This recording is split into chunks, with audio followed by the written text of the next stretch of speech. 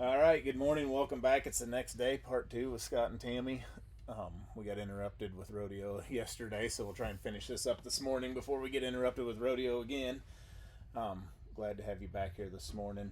There was a couple questions that we didn't get to yesterday that I want to try and get everybody asked because it's important in the rodeo world. And I'll start with you, Tammy, but I ask favorite horse that you ever rode and why they were your favorite. Well, I'd say it was really my first one. Her name was Freckles Annie, and um, she actually was a cutting mare. And anyways, I ran barrels on her and poles, and I could do goats.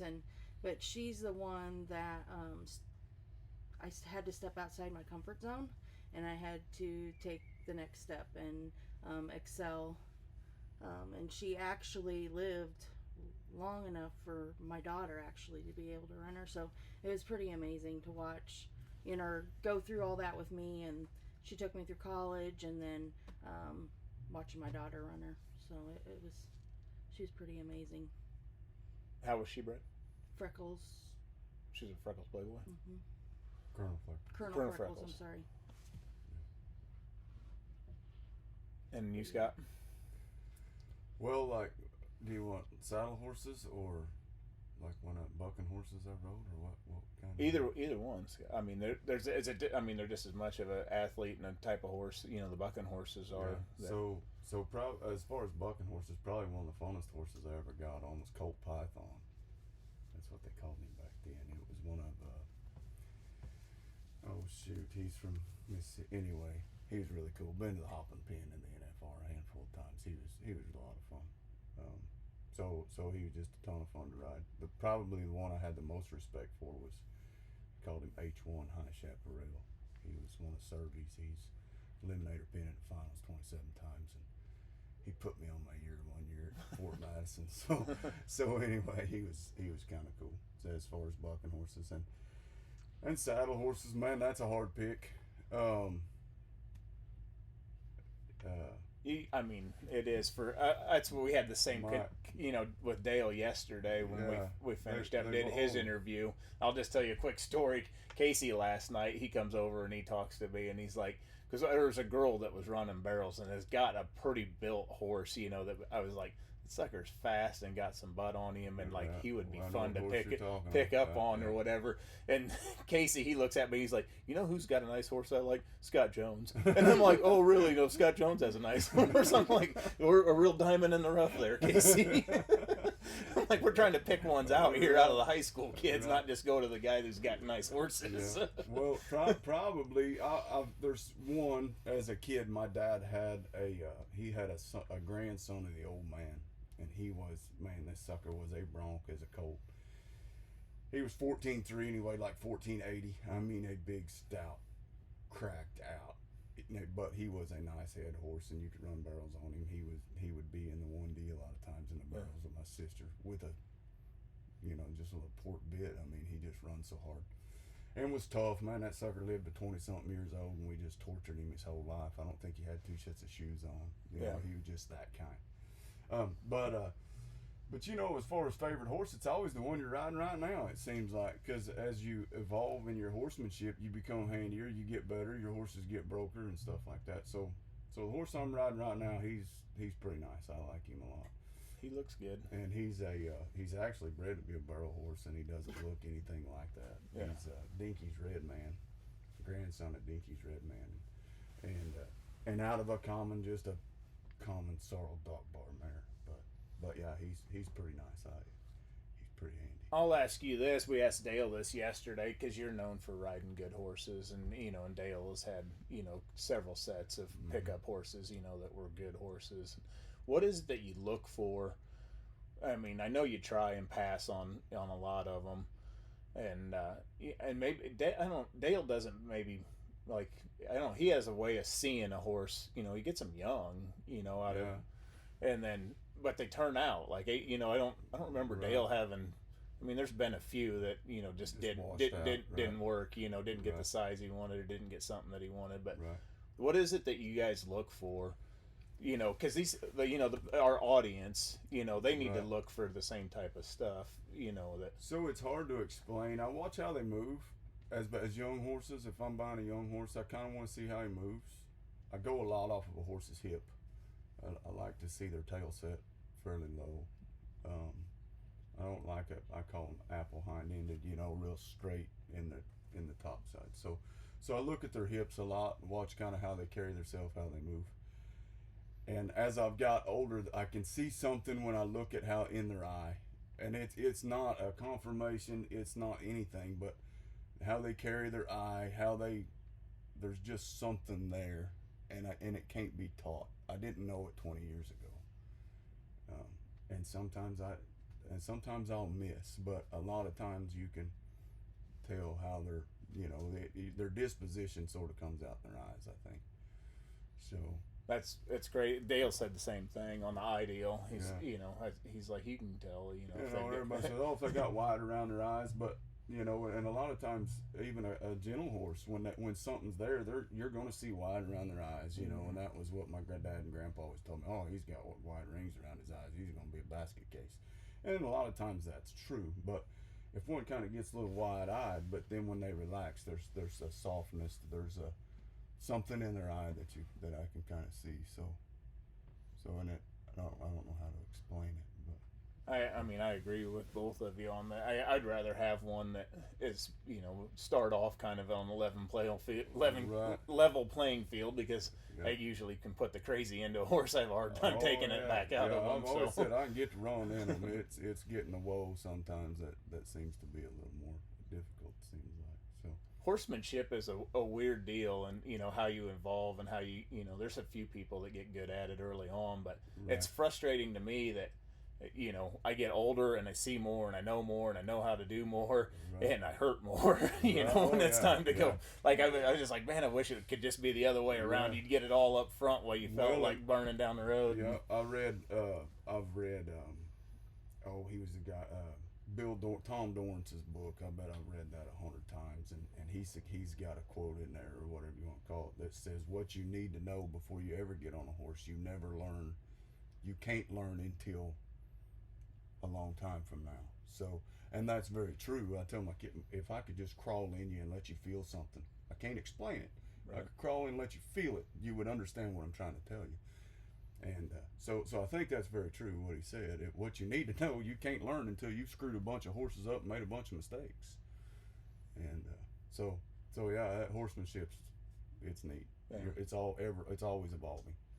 Yeah, you can hang around people, hang around, watch a guy like you or something like that, and try and get ahead of the curve a little bit, But you're absolutely right. When I was a kid, 35 years ago, I thought you backed a horse up every time you pulled on his head, his foot should move. So that's how I backed a horse up. I never knew you could do it by lifting weight out of your reins and smooching to them and back them up with your feet, and spins and turnarounds and side passes. And so as I got done rodeoing and I started riding horses for people, I started studying that stuff and tried to learn. Man, I watched all them guys on RFD TV, every one of them. If they was yo-yos, I watched them anyway. Because if I could learn one thing from one guy, that would improve everything that would improve me going on. And I'm a long ways from any of them guys. But one thing from one guy is going to benefit you in the long run. And I think that pertains to rodeo. If you watch any video, any instructional video, anybody that has had some success, you may watch it and think, I don't think that's right, but there may be one thing that will stick with you.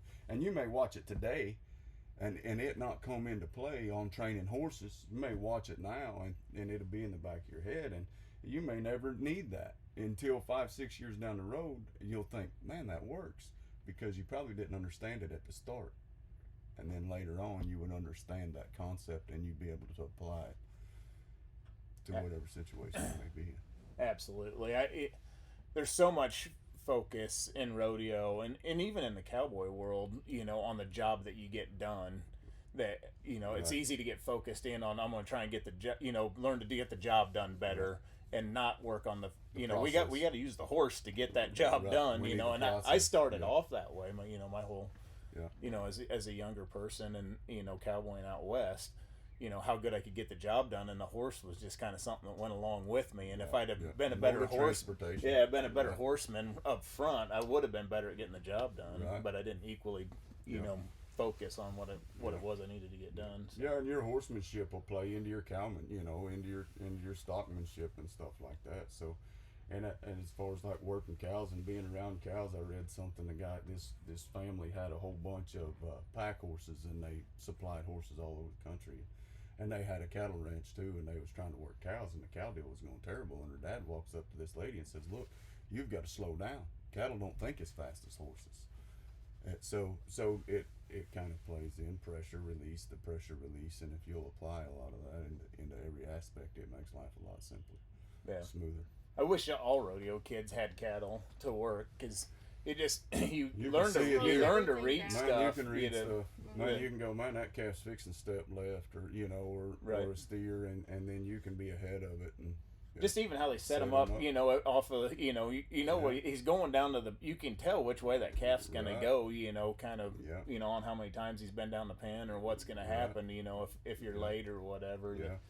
You can see it plain as day, and I'm like, move. Right. No, he didn't move. No. I'm always on my kids. Didn't you see that cow look? Why didn't you step over there and just stop it instead of having to shoo and holler? Right. Just take a step before she's looking. Just as she looks, take that step, and that cow will go the direction you want instead of making a commotion and driving me nuts. It was a point of pride for cowboys, working cattle, to see who could be the quietest. Right. If you can move cattle and they move the least and never say nothing, that was them guys were cow bosses that were doing it. So. I listened to a guy. Oh, he's from up in Oregon. He done some horsemanship clinics and stuff, and stockmanship clinics, and he was saying, Kurt Pate. You ever hear? Anyway, he was talking. When he was a kid, he went to work for this guy, and he said, "Man, I was gung ho. I was gonna outwork everybody there. Man, I was going and pushing cattle and doing this and slinging gates." And he said this older guy was standing back there loading cattle. He said he just kind of leaned up against the fence, and he'd moved just a little bit. And he thought, that lazy son of a gun don't do nothing. And he said, you know what? I was causing more work by just not being in the right place. And that guy knew how to stand and where to stand. He said he just kind of stepped where he needed to step.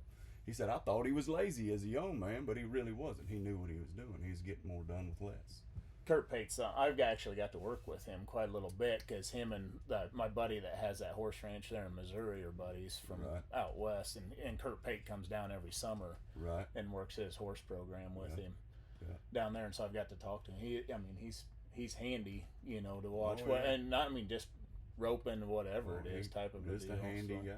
Yeah, just all around. And he's this, like you said, with horses, he can kind of read a horse, look at them right off and see what and see what they're gonna end up being, Yeah. Two other things, real quick. Favorite rodeo that you have been to, whether it was one of yours that you did, that's one that you look forward to or used to look forward to, that was just a good time, like everybody ought to hit it. Yeah. One time type of a deal. Probably. Oh, when I was still rodeo, and I always thought Sydney, Iowa was pretty neat. Kind of, it was a pretty neat rodeo, old school kind of arena. It was just kind of old school. So I like Sydney. It was pretty neat. Fort Madison was always it was wild. They had a big grand entry. Oh yeah. You'd take bets on how many hats come off and how many people fall off. Trying to get in the arena, and so yeah. But as far as ours that we produce, man, at Altamont, Effingham, there, it is. The crowd's electric. The crowd's unbelievable. Yeah. Every year, it's just on the muscle, ready to go. That was a lot of fun when we had high school finals down there. Yeah. We had a lot of good times. Yeah. And then last year, our very last rodeo of the year was in. Help me out, my towns get mixed up here.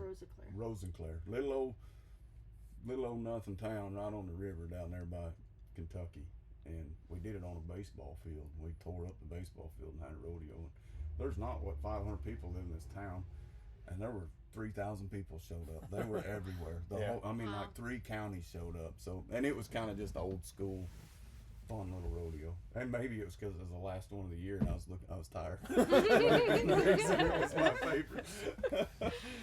so yeah. Now I don't know about Tammy. I don't know. No, I mean you're pretty right on. Like Josh did with you guys, I'm looking for people that have kind of been through rodeo that have some advice that we can sit down and do interviews. And Josh, recommended that I sit down and talk with both of you, and I was excited to do it. Me and you have talked, quite a bit before, and you have a lot of advice, for the younger people. Is there anybody that comes to mind that you think of that you could kind of call out, like these people right here, they've got some advice, like you ought to sit down with him or her or whatever the case may be? Do you want somebody that's going to be kind of around? No, me and Addie get around enough. You know what I mean? I'll put them on the list, and kind of whenever we can get around. Yeah. I am kind of looking for more central states type deal. Where these kids are at now. Because advice for here is different from advice. I mean, there in Colburn, where my buddy's at, they got a pen in town, and everybody has an event. They provide the stock for it. It's there all the time. Them kids go down Tuesday nights this, Wednesday nights that, something all the time, and the town actually pays for the facility and everything. So that's a different set of advice than what these kids are going to have. Right. Excuse me. Man, Josh Jacobs, he's right there. Yeah. Man, that guy's been going fighting bulls and road brought, he's been in the rodeo business for a long time. Trying to think of, but we got some friends now. I don't know how you'd ever catch up with them, but Luke Kelly and Kelly. They have a heck of a testimony too. And even Paige and Keith Brower. I mean, they would be. But Luke, he was world champ CBR bull rider, and his wife was. Man, she breakaway ropes. So she's eat up with horses. That's all she does is rope and barrels. Yeah. So what I'll do is I'll just get contact information. You guys have that, and then him if you could do it over the phone. Just call them and do something. But yeah, they would be really good. Luke and Kelly would be really good. So because we're going to Arkansas, here in couple weeks, and so we'll get around here, kind of travel around. So if I can get contacts, I'll put it down. And I think kids will benefit. A lot of these other kids that haven't grown up kind of generationally, in it, that just being able to hear, somebody like you and Tammy talk and whatnot, they'll get kind of what's going on in your mind, because it's a mindset. If you're going to be good at rodeo, it's period. It's 90% mental. Right. Yeah. I was beneficial to go to school with Coach Luthi, and man, that was his forte. I mean, he knew the fundamentals, but he beat the mental game into you the entire time he was there. The positive thinking and how to overcome adversity and stuff like that. And that's as beneficial as anything. Not just in rodeo, but in life in general. Sure. So, but Luke and Kelly have a heck of a deal. I mean, he had an aneurysm burst in his brain, and he spent 30 days in the hospital or a month, and then as he was there, Kelly goes to St. Louis because she felt a lump on her breast, and she was in stage 4 breast cancer, all within a little bit. And now but praise the Lord, they're doing good and everything. So. And have had a lot of experience. I think, rodeo will help prepare you a little bit for those type of situations. When it happens, like this is we've seen muddy arenas before. This is let's figure out how to work through it. That's right. Try and get the best time we can out of this mess, and we'll move on. The next one hopefully is a little better. Yeah. I like that attitude out of rodeo people. And cowboys in general. Yes. I mean, what. I think at the end of Josh's deal, I don't know if you heard the end of it or not, but guys that can cowboy, that's just a lot of guys can be fast for 8 seconds or quick for 8 seconds or whatever, but you can get up at 3 o'clock in the morning after you had mice running around on you, in an old trailer and go out and cowboy all day. That's right. Type of a deal. Everything seems kind of easy and not as much fun at the same time. Moving forward after that. So. That's right. Yeah, your memories at the time, it may suck, but as time goes on, kind of look back on it and think, it wasn't as bad as I remember. I'll tell you a funny story about that when we'll kind of close with this. But so out there in it's called Pass Creek out in Wyoming. Like, it was several pastures, but like there's one that's 13 miles long going out across there, and we'd go out and gather for 2 or 3 days trying to get everything gathered in, and then they'd send semis and we'd load out. Well, we gathered everything down to this trap, and so it's kind of the last night and everybody stays together. I mean, it's the only time it stayed in trailer out there, old mobile home trailer, everything tore out of it. And I mean, mice terrible. So you crawl up, put everything over your head, and you hear the mice running around on top of you. Well, some ding dong took and turned the water on for the horses in the little horse corral and let it run over. And it's wallered out like horse corrals get, you know, so it's a swimming pool out there. The next morning we got to go out and catch horses. Ain't nobody got a rubber boot nowhere or nothing, you know. So all day when you go out, and it snowed and sleeted, so we ended up having to help truckers chain up, you know, so they could get, you know, just get that red mud, you know, to try and get out. And I can just remember it being kind of one of the hardest days because we wean the whole time, and your cows are trying to tear fences down and get back in with calves and whatnot. And I miss those days. Like, you know, it was the hardest day, probably one of the hardest days I've been through. But, you know, just at the same time, one of the funnest, because just very few people get to live that anymore. Yeah, and I've always thought that when I was younger, I just thought I was tough, but I didn't go near as long and near as hard then as I have as I got older. And you can push yourself to a certain point and think, man, I can't go no further. But the next time you can go further. So I read a thing about mice. They put mice in water, let them swim, and if you put them in there the first time, they all drowned within like 5 minutes. They put them in the next time, they took them out at 4 minutes and 30 seconds and put them back in there, and they swam indefinitely. Really? So it's that you can go further than you really think you can if you're mentally prepared for it. Right. Yeah, and then, you know, in their mind, you know, the end's coming at some point. We're going to pick us back up out of the water, so just keep swimming. Keep swimming until they pick us up. So yeah, pretty neat study. I think there's been some bronc riders that felt about that way about me when I was picking them. We'll get here in a minute, I think. I just keep riding. All right, well, I appreciate you guys sitting down with us, and thank you. It's been fun being at rodeos with you all and your kids. Yeah, your daughter's, where's your daughter gonna? What is she planning on doing? She's going to 2 years to 3. She's going to start at Three Rivers Community College in Poplar Bluff, and she got a scholarship to go there. So pretty happy with that. And her long-term goals, I think, are to go to dental school and be a dentist. So we hope that she follows through with that. So it will make her life a lot easier. It will. It will for a fact. It just makes having cows not so critical. That's right. That's right. If you can have cows with money, it is a lot funner having cows. They always said the profit in cattle is an oil well. Right. That's right. That's right. Well, we appreciate it. Thanks for sitting down with us, and we'll see you at rodeos going down the road. Okay. Thank you. Thank you. Thank you.